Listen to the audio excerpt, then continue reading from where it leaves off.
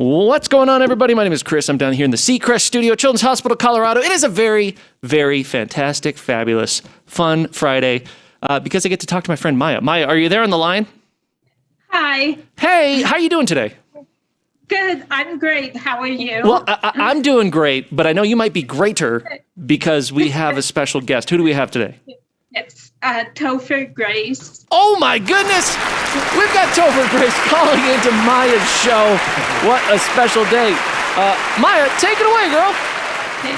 So, first of all, I just want to say thank you so much for calling in. I really can't believe I'm talking to you right now. So, thank you. Maya, look, I know I'm just a drop in the bucket in terms of I couldn't believe how many interviews you've done, but I also you're getting close to 300, right? And I wanted to help you get there. Oh, thank you. I'm so starstruck by you. So that can't be, because I know some of the people you've talked to, and they're much bigger stars than me. But I gotta say, I got such a lovely letter from you, and it's kind of, and then I watched some of your interviews, and it's easy to say yes. Oh, thank you. So my first question for you was, when was the moment you first knew you wanted to be an actor? Great question. I think most people kind of know if they can act or not. It's a kind of I don't know if it's a learnable skill. I think it's kind of something people can do or not. That's my opinion. Mm-hmm. And I always had fun doing it and knew I liked doing it, but I didn't know. I grew up in Connecticut, and I didn't know that you could be an actor for real. I guess I just didn't connect it. I now live here in LA, and I guess my kids will know because of what their dad does for a living. They'll know that you can go to a studio and do those things, but I didn't know that was a real job. But once I came out here to go to college, and I started to know a couple people who were in it, and then kind of thought, oh, this might be something I might be actually interested in. Oh, cool. Yeah. So you were in the show That 70s Show, and I believe, was that your first audition? Yes, you're right. That's very lucky. I mean, that's like winning the lottery level lucky. And like I said, I didn't really know it was a job you could do. I guess I was out here at college. Someone had seen me in a school play at a boarding school I went to on the East Coast. And they were the parents of the girl who did the sets of the play. And they were big Hollywood producers, and they asked me to come audition. And I was so new, I didn't even know what to bring with me. Do I bring a resume? And I remember asking this producer, do I bring like how do you prepare, or what do you do, or how do you get me the script? And when I showed up, you're supposed to bring do you know what a headshot is, Maya? Yes. Okay. I didn't know what a headshot was back in the 90s. And so she said, bring a headshot and a resume. And I said, okay, I know what a resume is, because I'd worked at like Dunkin' Donuts and Suncoast Video and stuff like that at the mall, but I didn't know what a headshot was. And she said, oh, it's like a picture of you that goes with your resume, so we know whose resume it is. I said, got it. And so I brought in my resume, and the headshot was just a picture of me and my friends at Six Flags.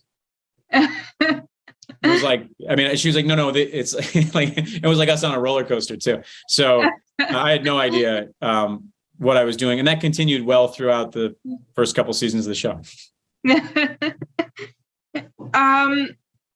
So what was the best thing you learned from being a part of an ensemble cast?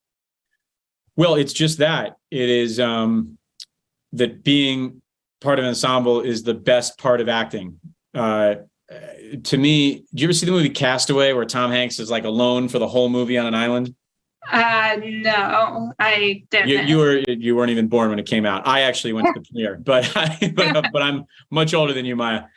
But that's my nightmare, is being in a movie that is literally just you alone acting for the camera. It is so much fun, whether it's some of the comedy shows I've done, like the one I'm on now, or even some of the dramatic movies I've done. The best is when you're like on a sports team, you're sharing it with other people. So, if that person's good at kicking the ball, you give the ball to them. And if this person's good at, I'm bad with sports analogies because I'm not an athlete, but it's great to be on a dream team. Yeah, I'm bad at those two. Like with the one episode of Home Economics when you guys are at the football game. Yeah, it's where I explain football to Jerry Rice. Yeah, I looked up my mom and I was like, I think that would just be me, like just making things up and pretending I understand what's going on. That was based on me. I mean, the writer who my character is based on one of the main writers, Michael Colton. He writes it with John Abood. And he doesn't know a lot about sports, but then he was trying to tell me to dumb something down, but I didn't even understand what he was talking about because I'm even worse at sports than he is. So they're like, okay, this is all going to work. So you have been in so many different things. Of all your roles, is there one that you've related to the most? It would probably be a split between these two shows I've been on that have gone for a lot of episodes. Because when I did 70 Show, I was the age of those characters. When I started, I was a teenager. And although it didn't take place in the 70s, what was happening to my character was very similar to what was happening to me in real life. And actually the same is true of Home Economics now. Like, I don't have twins, but I have two kids at home, and my wife and I are trying to figure out life the same way that my character is trying to figure it out with his wife. And I think that's really important if you're on a long running show, is that you have a lot from your real life that you can steal and put it in the show. Yeah. I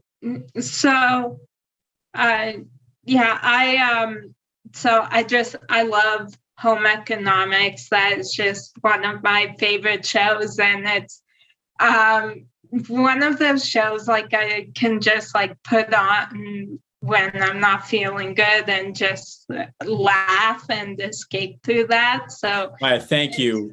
We by the way, we all love it too. Like everyone in that cast loves each other and loves, all the scenes where we get to be together at brunch. Like that's always our favorite scene because we're all cracking each other up. And most of the takes we can't get through because we're laughing so hard. I actually think it's a problem financially for the show because we're taking so long and we're all cracking each other up, but we have so much fun. And I think what's happening is that the amount of fun we have at work is kind of bleeding through into the show. Yeah. Oh, cool. Yeah. So yeah, in the show, your character Tom is an author who is writing about his family. So if in this book, which I stole from the set. Oh. Home Economics, the novel. Look, I'm in the That's so cool. They got my author picture there. Oh, I love that. It actually has like reviews and some chapters in it because at the beginning of the show, it was just the idea that I was writing a novel. Besides being his occupation, it was also just a device to have narration explain the show. But we've stopped doing the narration and now it's become like a novel that's come out. And I think we're done shooting this season, but I think in next season, the hope is that the novel gets turned into a TV show. So it's like our characters will be able to watch the TV show because that's essentially what happened to the writer Mike. It's just about him and his family. Oh, cool. Yeah. So, if you were writing a book about your family, what would it be called? Which family? Do you mean my family I grew up with or the family I have now? Yeah. Either one. Well, either one would be, I'm so lucky to have been in those families. But I guess the more interesting book now. I love my family that I had when I was a kid, and it's, so much fun to, and much less work to be a kid. But I love my kids so much right now. They've changed me so much in my approach to life and what's important. And that's why I'm doing a TV show that's takes place 15 minutes away from them. Yeah. Oh, I love that. Yeah. So I just have 2 more questions for you, if that's okay. Oh, please. So what is the most interesting thing that you've read about yourself that isn't true? Oh, that isn't true. Yeah. I'm, as celebrities go, I might be the most boring ever, but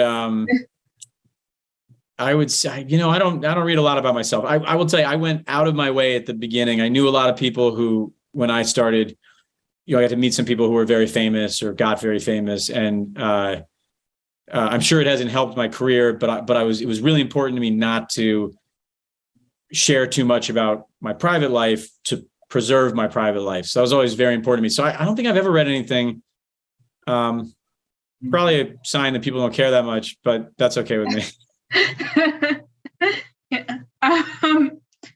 So my last question for you is, who do you consider to be a real life superhero, and why?